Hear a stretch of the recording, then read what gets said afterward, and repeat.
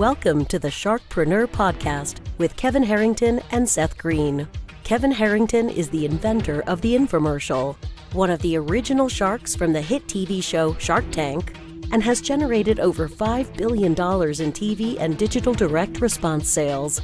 Seth Greene is the world's first trusted authority on cutting-edge direct response marketing, a best-selling author, and the only 3-time Marketer of the Year nominee.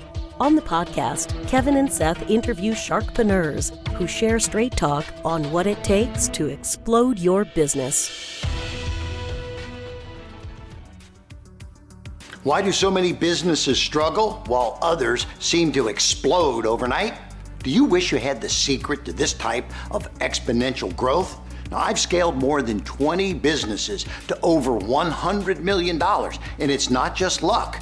In my new book with Mark Tim, Mentor to Millions, you'll learn the repeatable framework I use in all my business ventures for massive success. Order at kevinmentor.com and get over $1,000 in bonuses. Head to kevinmentor.com. Welcome to the podcast. This is your host, Seth Greene. Today, I've got the good fortune to be interviewing Julia Chung, co-founder and CEO of Spring Planning, a financial planning firm offering advice-only personal financial services. Julia, thanks so much for joining us.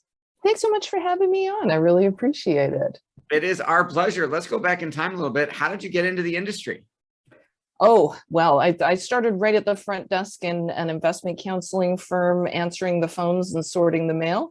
And then somebody there at the office decided maybe I was a little bit brighter than that. And he took me under his wing, got me some education, brought me onto the trading desk, and everything kind of blossomed from there.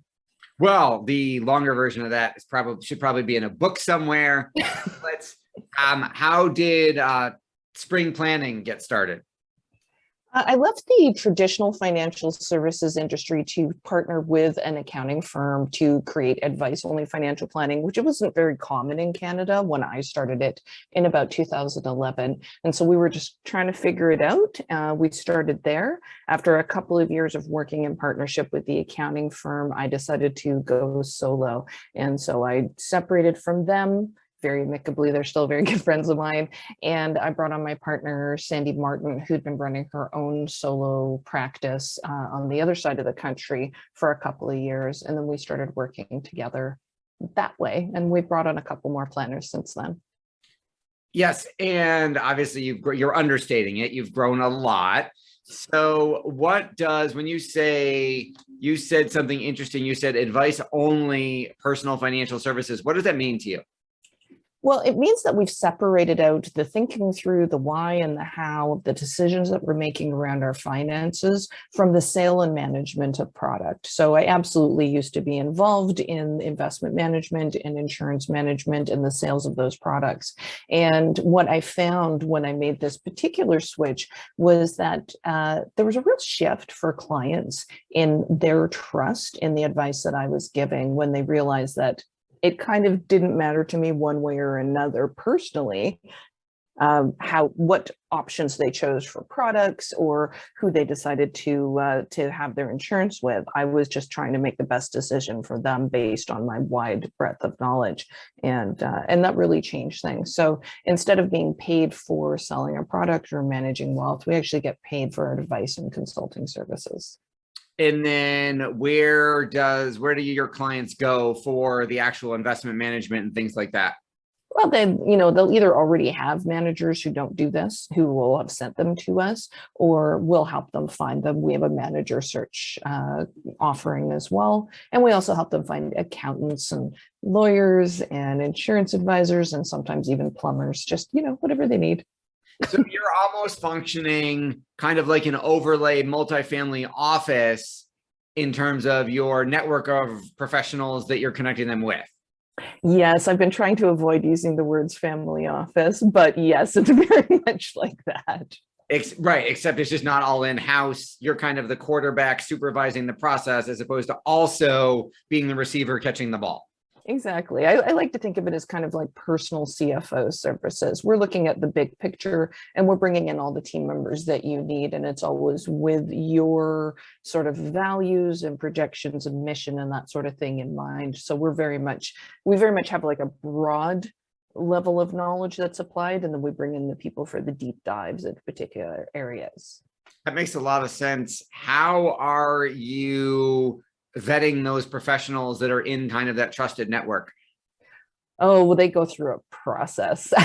So on my team, we have Daryl, who's our portfolio planning specialist, and he takes the particular investment managers that we're working with through an interview process, and he looks at their board of directors and their investment committee and their historical approach and their current approach and their strategy, and we look at client experience as well so that we can match, because some clients like a particular experience and another client likes a different experience, so we have to match those things as well as the overall strategy and how they approach investment management.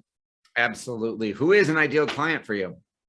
Our ideal clients are generally those people who have a degree of tax complexity in their planning because of just my history with tax and that sort of thing. So we have people who very often multi-generational family businesses that, all these corporations and a couple of trusts and an estate planning concern. And in Canada here, we deal with a lot of people who have US citizenship, because US citizens are taxed on citizenship, not residence. So we have a lot of US citizens living in Canada who realize, oh, I have to file taxes in 2 countries no matter where I make the money. And so there's a lot of complexity around that as well. And then how are those folks finding you? Oh, a lot of ways, usually through referral. We've got a pretty long kind of wait list. So that's kind of our guard between us and the entire world, is we usually have them through a referral network of other professionals. People can also find us on our website, but we've got kind of on our contact form, it says join the wait list, because it is kind of a long wait list and it's not the easiest to get into.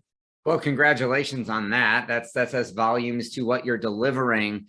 It sounds like you've done it really well. How have you managed to differentiate yourself and kind of explain the value proposition? Because you're different than a traditional investment advisor, where whether it's Merrill Lynch or, a small independent firm, where those people are managing the money and they might be doing insurance, but they're not necessarily doing what you're doing, versus the holistic planner versus all the other different options out there. How do you express that message? I think it's really about I like to say to people that I can speak investment manager, I can speak insurance, I can speak accountant, I can speak lawyer. I speak all those different languages and I understand how they all work. And my key differentiator is I focus on bringing them all together. And it's just that focus. I'm not trying to be the expert in law. I'm not trying to be the expert in investment management. I'm not trying to be the expert in anything. I'm your general practitioner and very clearly on your side just by the way that I'm paid. Everybody else is on your side as well, but the way that I'm paid tells the client exactly where my motivations lie. And I think they find a lot of trust in that. What are you finding are some of their biggest issues and challenges? You mentioned the tax one. What are some of the other issues they're running into that you're helping them solve? One of the ones that we talk about quite a bit, behind closed doors once we're in the meeting, is that it's hard for people to really define what a great life looks for them. And really like, what is it that I actually want? Because the world out there has told me that I should want these things. I should want to retire at 65. I should want to pass on my business and my stuff to my kids. There's all these shoulds. And really, there's a lot of conversation and discussion and planning that goes around like, no, really, what does a good life look like for you? What does it look like for your family? How can we find that out from your spouse? Because maybe they're not telling you that. How can we find that out from your kids, the key stakeholders in your businesses, so that we can actually create a holistic plan that covers all of these stakeholders, that gets people as close to what they really want as they possibly can, and make sure that those definitions are coming from those people and not from the world of shoulds. And then what are some of the biggest mistakes that they're making that you're helping them avoid? I think some of the big ones are really are really around trying to make decisions based on the tax implications, or optimizing your portfolio, or any of the things that a lot of our deep dive experts are looking at. They're saying, well, this is, if we look at this in isolation, this is the best way to deal with this particular type of account or this particular strategy, if we're looking at it through the lens of my expertise, whatever that happens to be.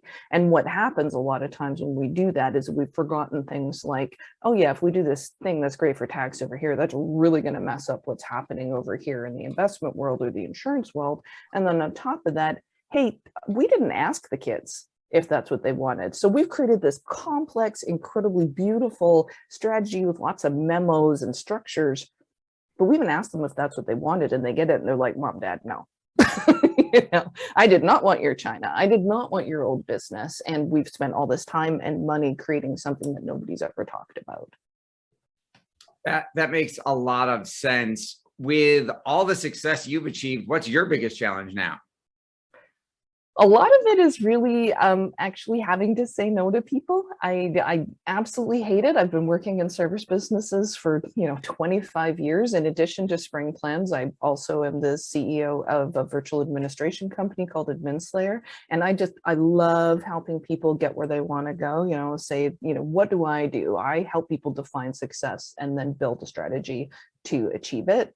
And that's all I ever want to do. And what we found is we've done a great job of getting the message out. And now there's far more people than I can actually manage. So that's sort of my next horizon, is figuring out what's the best way to work around that, so I can still feel really good about the people that I'm helping the right people, and that those people that I can't help have places to go. Okay, so talk a little bit about Adminslayer for just a minute. Oh, sure. Well, I created Adminslayer sort of by mistake. I had hired a virtual assistant to work with me, and she helped me launch the solo version of my firm back in 2015. And that launch went so tremendously well that a lot of business owners I knew said, oh, can I hire her? And I said, of course not. She's mine. And, and then a lot of administrators I used to work with said, how do I get a job like this? And I was like, oh, that's obviously, there's a market, there's people to serve the market. Let's bring those two together. And I gave that idea to Shannon, who was my VA at the time. And she said, great, but I'm not doing this without you. And so now this company is 6 years old, and it's serving primarily the financial services industry, because that's where we got started, in helping people just focus on their businesses in a remote environment. That is awesome. How are you balancing or juggling the roles at both companies, managing, leading the companies, serving clients, and your personal life at the same time? Well, first of all, I don't think I have a personal life. I'm working on that one ever so slowly, but that one got knocked out a few years back. But after that, I do have the most amazing team in the world. And the reason why Spring Plans works is because I've always trusted in the team that I have. And that team really morphed into what Adminslayer is today. And we have such clarity and such great communications that I'm able to focus. It's still a lot, and I am juggling, but I do not work 80 hours a week. It's, probably closer to 50, which is not bad when you're heading up two companies and doing all the things that I do. And it is because I have such outstanding team members who have no ego, and we're all pulling together for the same things. That is awesome. You co-authored Women and Money, and you are in a stereotypically male-dominated industry, and you've built a powerhouse team that started out as some amazing women. How has that affected your trajectory, do you think? I think it's a lot. Like you said, I started in a male-dominated industry, and one of the reasons the pushes towards opening my own business had a lot to do with the fact that I wanted to lead, and leading is important to me. And I was not quite yet 40 and female and Asian, and just not a lot of people who were saying, you know what, that's our next VP of whatever. And I did absolutely apply for jobs like that and failed to get them. And I was like, you know what, whatever, I'll open my own business. I'll be in charge this way. And it worked really well. And partnering with other women who have had similar experiences, people who didn't see their amazing potential because of all the shoulds and all the stereotypes out there. They missed out on some awesome people. I'm more than happy to bring them onto my team. Absolutely. Your passion is obvious. What do you like best about what you're doing? My favorite thing across the board in all of the avenues is being able to see that potential to help somebody achieve a level of success, whatever their success looks like, that they never even knew was possible. Like, I can see that in each family I work with, each one of my team members. I'm like, I know what you can do. Let me help you find that. And every time I can see that growth, it's just amazingly fulfilling. You are a prolific creator of content. You've written quite a bit. Who inspires you? Who do you read? I read constantly. I read quite a bit of fiction in addition to, technical stuff that you have to read. I read a lot of behavioral economics as well. So I love Dana Riley and Katie Milkman. Those folks they're amazing. I love the way they think. And Malcolm Gladwell, who's also from Canada, he's fantastic. And anyways, I'll stop reading off my library shelf over there, but lots of people. I'm also a big fan of Terry Pratchett, the fiction writer who wrote Discworld. My partner Sandy and I trade quotes from him all the time. And we also read a lot of science fiction. You are giving advice every day. What's the best advice you've ever gotten? Oh, that is a good question. Nobody ever got anywhere by being normal. It's the best piece of advice that I've received and passed on. That is, I can't top that. So for our folks watching or listening who want to learn more, where is the best place for them to find you? Where is the best place for them to learn about Spring Plans? And obviously we have a lot of folks in the industry listening and watching this. So where is the best place for them to learn about Adminslayer as well? Adminslayer, you can find at adminslayer.com, and Spring Plans is at springplans.ca for Canada. And I'm on both. I'm all over both of them. So you can find me there. All right. We will toss out a quick legal disclaimer that anything we were talking about, Julia is talking about Canadian tax issues or whatever issues, those seek counsel, licensed wherever it is that you are watching this. This has been Seth Greene with Julia Chung of springplans.ca and Adminslayer. Julia, thanks so much for joining us. Thanks so much for having me on. Thanks everybody for watching or listening. We'll see you next time. Do you need money to fund your idea, product, or service? Are you ready to take your business to the next level, but need capital to get it done? Kevin Harrington has heard more than 50,000 pitches and knows how to help you make the perfect pitch to get the funding for your entrepreneurial dream. He's distilled the process down in his perfect pitch cheat sheet, and it's yours for free. Just text PITCH to him right now at 727-888-2100. Text PITCH to 727-888-2100 right now and claim your free perfect pitch cheat sheet. Text PITCH to 727-888-2100 to start funding your dream today. This show has been produced by Market Domination, LLC. To discover how you can have your own show completely done for you and turn it into a real published book and become the authority in your marketplace, go to www.marketdominationllc.com/podcast offer.